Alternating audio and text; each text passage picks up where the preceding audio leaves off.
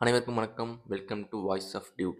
இப்போ நம்ம எதை பற்றி பார்க்க போகிறோம் அப்படின்னா, ஜனநாயகன் படத்தோட ஃபஸ்ட்டு சிங்கிள் ரிலீஸ் ஆகிருக்கு. தளபதி வந்து கரூர் மக்களை கூப்பிட்டு மீட் பண்ணதுக்கப்புறம் அடுத்த நாளே போஸ்ட் ரிலீஸ், அடுத்த நாளே பாட்டு ரிலீஸு, கிடுகிடுன்னு படத்தோட ப்ரொமோஷன் வேலைகள்லாம் ஸ்டார்ட் ஆகிடுச்சு. ஜனவரி 9 படம் ரிலீஸு. இதுக்காண்டி படத்தை நோக்கி எல்லோரும் இப்போ தான் வந்து ஒரு என்ன சொல்கிறது, ஒரு ஃபிலிம் மோடுக்கே தளபதி வந்திருக்காரு. எல்லோரும் வந்து படத்தை எதிர்நோக்கி இருக்கோம். என்ன அப்படின்னு பார்த்தீங்கன்னா, ஃபஸ்ட்டு சிங்கிள் ரிலீஸ் ஆகிடுச்சு. 6 மணினோடனே எல்லாருமே வெயிட்டிங். அனிருத் மியூசிக் கண்டிப்பாக வந்து ஷார்ட் பிளாக் பஸ்டர் அப்படிங்கிற மாதிரி இருந்தப்போ பாட்டு ரிலீஸ் ஆகிடுச்சு. நானும் பார்த்தேன். பாட்டுனா எனக்கு உண்மையில சொல்லப்போனால் வந்து அந்தளவுக்கு ஒன்றும் இம்ப்ரெசிவாக இல்லை. வழக்கம் போல் அந்த கேட்சி வேர்ட்ஸு, அந்த வந்து ரைமிங்கான வேர்ட்ஸ்லாம் போட்டு ஃபில் பண்ணியிருக்காங்க. தளபதியும் பாடியிருக்காரு. ஆனால் பட் என்ன சொல்கிறது, இம்ப்ரெசிவாக அந்தளவுக்கு இல்லை. எனக்கு பர்சனலாக சொல்கிறேன். நிறைய பேர் கேட்டவங்களுக்கும் அது மாதிரி இருக்கலாம். சும்மா பீட்ஸ் போட்டு அது மாதிரி வச்சுருக்காங்க. இதே மாதிரி தான் அரசனோட மியூசிக் பார்க்குறப்பையும் எனக்கு வந்து அந்தளவுக்கு வந்து இம்ப்ரெசிவாக இல்லை ஃபஸ்ட்டு பார்க்குறப்போ. ஆனால் ஒரு மாதம் கழித்து அந்த மியூசிக்கை ரீல்ஸில் போட்டு போட்டு போட்டு போட்டு போட்டு போட்டு எப்படி ஆயிடுச்சுன்னா, ஒரு மாதம் கழித்து வேறு லெவலில் இருக்கடா மியூசிக் அப்படிங்கிற மாதிரி ஆயிடுச்சு அரசனோட தீமு. அதே மாதிரி இந்த பாட்டும் ஒரு மாதம் 2 மாதம் கழிச்சு கூட வரலாம். அனிருத்ஸ் மேஜிக் வந்து உடனே கூட வராமல் இருக்கும். ஒரு மாதம் 2 மாதம் கழிச்சு கூட டக்குன்னு பாட்டு வந்து அட்ராக்டிவாக பிக்கப் ஆகிடும். ஃபஸ்ட்டு கேட்குறப்போ வேணால் ஒரு மாதிரி இருக்கலாம், பின்னாடி கூட அட்ராக்டிவாக வரலாம், யாருக்கு தெரியும். ஸோ வெயிட் பண்ணி பார்க்க வேண்டியதான். இந்த கடைசியில் ஒரு என் நோட்டில் என்ன முடிச்சிருப்பாங்கன்னா, தளபதியோட 1 மினிட் டான்ஸு, லாஸ்ட் டான்ஸு அப்படின்னு போட்டிருப்பாங்க. வழக்கம் போல் அந்த வீடியோலாம் பார்க்குறப்போ தளபதி வந்து ரொம்ப ஆக்டிவாக, ரொம்ப வழக்கம் போல் டான்ஸ்லாம் பயங்கரமாக தான் ஆடியிருக்காரு. ரொம்ப பார்க்கவே அழகாக இருக்குது. கண்டிப்பாக படமும் சரி, பாட்டும் சரி, விஷுவல்ஸ்லாம் பயங்கரமாக இருக்கும். தளபதி டான்ஸும் பக்காவாக இருக்கும். கடைசி 1 மினிட் வந்து அவரோட ஆட்டம் வந்து, அதுவும் இது லாஸ்ட்டு ஃபிலிம் அப்படிங்கிறதுனால பயங்கரமாக தான் இருக்கும். ஃபேன்ஸ்க்குலாம் என்ஜாய்மெண்ட் பண்ணுற மாதிரி தான் அதை கொடுத்துருப்பாங்க. ஒரு ட்ரீட்மெண்ட் தான் கொடுத்துருப்பாங்க. ஆனால் வந்து பார்க்குறப்போ ஒரு சைடு வருத்தமாக தான் இருக்குது. ஆனால் எதுக்குன்னா நீ வந்து அரசியல் பண்ண, பேசாமல் வந்து படத்திலே இருந்துருக்கலாம், ஃபிலிம்ல இண்டஸ்ட்ரியில் இருந்துருக்கலாம். தமிழ்நாட்டில் தமிழ் இண்டஸ்ட்ரியில் நீ தான் ராஜா, நீ தான் நம்பர் 1, உன்னை அடிச்சுக்க இப்போ ஆளே கிடையாது அப்படிங்கிற பொசிஷனில் விட்டுட்டு நீ போகிறது வந்து என்ன சொல்கிறது, அந்தளவுக்கு எந்த ஃபேன்ஸுக்குமே வந்து பெரிய அளவுக்கு விருப்பம் இல்லை. ஏன் அப்படின்னா, நீ அரசியலுக்கு போய் அரசியல் பண்ண கூட பரவாயில்ல, அங்கே போய் அதையும் பண்ண மாட்டேங்கிற. அங்கே வந்து என்ன சொல்கிறது, வேண்டா வெறுப்பா பெற்று காண்டாமிருகத்துக்கு கல்யாணம் பண்ணி கொடுப்பாங்கல்ல, ஒரு பழமொழி சொல்லுவாங்கல்ல, அதே மாதிரி நீ எதுக்கு அரசியல் பண்ணனே தெரில. ஏதோ வேண்டா வெறுப்பா நீ அரசியல் பண்ணுற மாதிரி தான் தெரியுது. ஏன்னா ஒரு மாதத்துக்கு 2 மாதத்துக்கு ஒரு பொதுக்குழு மட்டும், ஒரு பொதுக்குழு மீட்டிங்கு, இல்லை வந்து ஜென்ரல் செக்ரட்டரி ஏதாவது ஒரு மீட்டிங்கு அது இதுன்னு வைக்கிறீங்க, வச்சு அதில் நீ பேசுகிற அவ்வளோதான். அப்போ மட்டும் தான் ஒரு மாதம் 2 மாதத்துக்கு ஒரு டைம் வெளில வர. மித்த நேரத்தில் நீ வெளிலே வர மாட்டேங்கிற, எதுவுமே பேச மாட்டேங்கிற, கட்சியே சைலண்ட்டாக இருக்குது. என்ன பண்ணுறீங்கன்னு ஒன்றும் தெரிய மாட்டேங்குது. அப்பப்போ அறிக்கை மட்டும் வருது, அந்த அறிக்கை எவனும் படிக்கிறது இல்லை. ஒரு என்ன சொல்கிறது, ஒரு பார்ட் டைமாக சும்மா அப்பப்போ மட்டும் தலையை காட்டுற மாதிரி வந்துட்டு ஒரு 15 நிமிஷம் பேசிட்டு போயிடுற. இது ஒரு வேண்டா வெறுப்பு அரசியல் பண்ணுற மாதிரி தான் இருக்குது. ஒன்றும் அது ஒன்றும் நீ வந்து மாற்றத்தை கொண்டு வந்துடுவ, நீ வந்து அப்படியே பெரிய ஒரு சக்தியாக உருவாயிட்டு அப்படின்னு மாதிரி யாருக்குமே ஃபீல் ஆகலை. விஜய் ஃபேன்ஸுக்கு ஃபீல் ஆகலை, எனக்கு ஃபீல் ஆகலை, யாருக்குமே ஃபீல் ஆகலை. நீ எதுக்கு அரசியல் வந்தேனே தெரியாமல் தான் இருக்கும். நீ பேசாமல் நீ படத்துக்கே நினைக்க போயிடனா, படத்துக்கே போயிடு.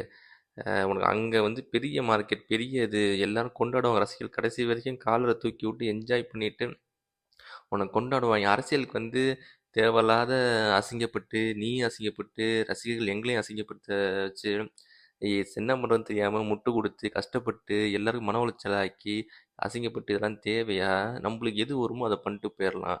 அதாவது காக்காக்கு கழுத்தில் வந்து வெள்ளை முடி வந்துருச்சுன்னா அது தன்னை கருடன்னு நினச்சிக்குமா, அது மாதிரி நீ உன்னை நீயே வந்து நினச்சிக்கிற. இது மாதிரி வந்து இங்கே ஃபேன்ஸ் இருக்கானுங்க, நம்ம அங்கே போயிட்டா வந்து நம்மளுக்கு ஓட்டாம ஆகிடும், நம்ம சிஎம் ஆயிடலாம் அப்படின்னு உனக்கு எவனோ ஏற்றி விட்ருக்கான். கூட இருக்கவனும் ஒன்றும் சரியில்லை. இஷ்டத்துக்கு வந்து மேடையில் பேசுகிறாங்க, இஷ்டத்துக்கு பேசி ஓன் நேமை வந்து டேமேஜ் பண்ணுறாங்க.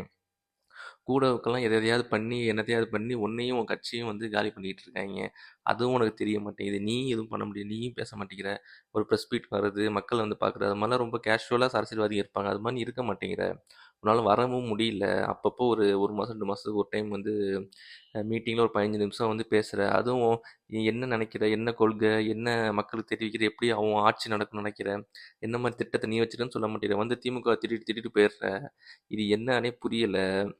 வழக்கம் போல் எப்போதும் போல் உனக்கு ரசிகர்கள் ஆகிட்டோம், உனக்கு ஃபேன்ஸ் ஆகிட்டோங்கிறதுக்காண்டியே உனக்கு முட்டு கொடுத்து உட்காந்துக்க வேண்டியதாக டயர்ட் ஆகுது எங்களுக்குலாம். நீ பண்ணுற வேலையெல்லாம் பார்த்துட்டு உனக்கு சப்பக்கட்டு கட்டிட்டு எங்களுக்கு எங்களுக்கு தான் டயர்ட் ஆகுது. அதனால வந்து நாங்க தான் ரொம்ப கஷ்டப்பட்டுருக்கோம். நீ கஷ்டப்படுறீன்னா, நீ வந்து பேசிட்டு நீ பாட்டுக்கு போய் ரூம்ல வீட்ல உட்காந்துக்கிற. அத சமாளிக்கிறது இங்க ஒரு கூட்டமே உட்காந்து கஷ்டப்பட்டுக்கிட்டு இருக்காய்ங்க. அந்த அளவுக்கு போயிட்டுருக்கு. இதெல்லாம் உனக்கு செட் ஆவல. உனக்கு வந்து நீ அது மாரி இயல்பும் கிடையாது. நீ ஜாலியா போனியா, படம் நடி. போம்மா வருஷத்துக்கு ஒரு படம் நடி. உன் படத்துக்காண்டி அவ்வளோ பேர் வெயிட் பண்றாங்க. வருஷத்துக்கு ஒரு படம் நடி. ஜாலியா கொண்டாடுறதுக்கு ஆள் இருக்காங்க. கொண்டாடுவாய்ங்க. தேவையில்லாத நான் அரசியலுக்கு வரேன்னு சொல்லி வந்து நீயும் அசிங்கப்பட்டு எல்லாரையும் அசிங்கப்படுத்தி ஃபேன்ஸ் எல்லாம் முட்டு கொடுக்க வச்சு ஃபேன்ஸி டயர்டாக்கி உன் மானத்தை வாங்கி இதெல்லாம் தேவையா? நீ அடுத்தது 75வது படம் நடிப்ப, 100வது படம் நடிப்பெல்லாம் எல்லாம் எதிர்பார்த்துக்கிட்டு இருக்காங்க. எம்ஜிஆர்லாம் அரசியல் இருக்கும்போது படத்தில் நடிச்சுட்டு தான் இருந்தார். நீ எதுக்கு படத்தில் நடிக்க மாட்டே? இதோட தான் கடைசி படம்னு சொல்கிறேன்னு எனக்கும் தெரியல. இப்போ நீ படத்தில் நடிக்க மாட்டேன்னு சொல்லிட்டு அங்கே போய் நீ என்ன பண்ண போகிற அரசியலில்? நீ கண்டிப்பாக சொல்கிறேன், நீ படத்தில் நடிக்க மாட்டேன்னு சொல்லிட்டில்ல. அதுக்கப்புறம் விஜய் வந்து அரசியல் போனாலும் அங்கேயும் இதே மாதிரி தான் இருப்பார். அப்பப்போ 2 மாதம் 1 மாதத்துல வெளில வருது, ஏதாவது மீட்டிங்கில் பேசுறது, போகிறது, இப்படி தான் இருக்கும். வீட்டிலேருந்து வெளில வர்றது, மீட்டிங்கில் பேச வீட்டுக்குள்ளே போகிறது, அவர் தான். மற்ற எவனும் பேச மாட்டான், எதுவும் பண்ண மாட்டான். அப்பப்போ அறிக்கை வரும். இதே மாதிரி தான் விஜய் பண்ண போகிறாரு. முக்கால்வாசி நேரம் விஜய் வந்து சும்மா தான் வீட்டில் இருக்க போகிறாரு. அதுதான் நடக்க போகுது. ஸோ வந்து நீ சும்மா வீட்டில் இருக்கிறதுக்கு பேசாமல் வந்து நடிக்க வரலாம். நீ நடிச்சனா நிறைய பேர் அதை கொண்டாடுவாங்க, பார்ப்பாங்க, என்டர்டைன்மெண்ட்டாக இருக்கும். உன்னோட பலம் இதுதான். நீ பேசாமல் இதுக்கு வந்துடு. அரசியல் வந்து எவனோ உன்னை ஏற்றி விட்ருக்கான். உன்னைய வந்து எவனோ ஏற்றி விட்டு நீ வந்து பெரிய ஆள்னு உன்னையே நம்ப வச்சு இருக்கான். கடைசியில் உன்னை காலி பண்ண போகிறாங்க. அதான் நடக்க போகுது. இப்போ நீங்கள் தெலுங்கு அங்கன்னா பார்த்தீங்கன்னா சிரஞ்சீவி இருந்தாப்புல. உன்னைய விட மாஸ் அங்கே சிரஞ்சீவி. அவர் வந்தப்போலாம் வந்து அவ்வளோ க்ரௌடு, அவ்வளோ மாசு. உன்னைய விட அதிக மாஸ் காட்டிட்டு இருந்தாப்புல. என்னாச்சு அரசியல்? புஷ்ஷுன்னு போச்சு. ஓகேவா? அதே நிலைமை தான் உனக்கு வரப்போகுது. ஏன்னா உனக்கான கட்டமைப்பு இல்லை, உனக்கான ஆலோசனை கூட்டம் வந்து சரியில்லை, கூட இருக்கவங்க ஒருத்தரும் சரியில்லை, உனக்கும் எதுவும் தெரியல. அதான் உண்மை. அழிய போகிற.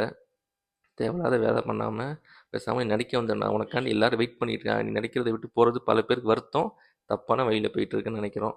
அதனால் வந்து நடிக்க வா. பழைய பேக் டு ஃபார்ம் வா. வருஷம் வருஷம் ஒரு படம் கொடு. என்ஜாய் பண்ணுறோம், கொண்டாடுறோம், ராஜா மாதிரி இரு. கடைசி வரைக்கும் தமிழ் சினிமாவில் ஆட்டி படைக்க முடியாத ஒரு ஒரு ஆளா நீ திகழ்வ. உன்னை கொண்டாடுறது அவ்வளோ பேர் இருக்காங்க. அதை என்ஜாய் பண்ணிட்டு உன்னால் முடிஞ்ச உதவி எல்லாரும் செஞ்சுட்டு, மக்களுக்கெல்லாம் உன்னால் முடிஞ்சதை செஞ்சுட்டு, மக்கள் இயக்கம் வச்சிருந்தியா அது மாதிரி செஞ்சுட்டு போ. அரசியல் வந்து நீ தேவையில்லாதெல்லாம் பண்ணுறேன்னு சொல்லி ஒன்று நீ அசிங்கப்படுத்தி எல்லாரையும் அசிங்கப்படுத்தி தேவையில்லாத வழிக்கு போயிட்டுருக்க. இது வந்து ஒரு விஜய் ஃபேனாக, சக விஜய் ஃபேன்ஸோட எல்லாரோட மன பிரதிபலிப்பாக நான் வந்து இதை வெளிப்படுத்துகிறேன். மீண்டும் ஒரு வீடியோவில் சந்திப்போம். நன்றி, வணக்கம். இந்த வீடியோ பிடிச்சிருந்தா லைக் பண்ணுங்கள், சப்ஸ்கிரைப் பண்ணுங்கள், ஷேர் பண்ணுங்கள். தயவு செஞ்சு நிறையா ஷேர் பண்ணி விஜய்க்காண்டி இந்த வீடியோ எப்படியாவது பார்க்க வைங்கடா. பார்த்தாவது ஏதாவது யோசித்தரான்னு பார்ப்போம். அவர் என்ன பண்ணுறாருன்னு தெரியாமல் அவர் ஏதோ பண்ணிக்கிட்டு இருக்காரு. நன்றி, வணக்கம்.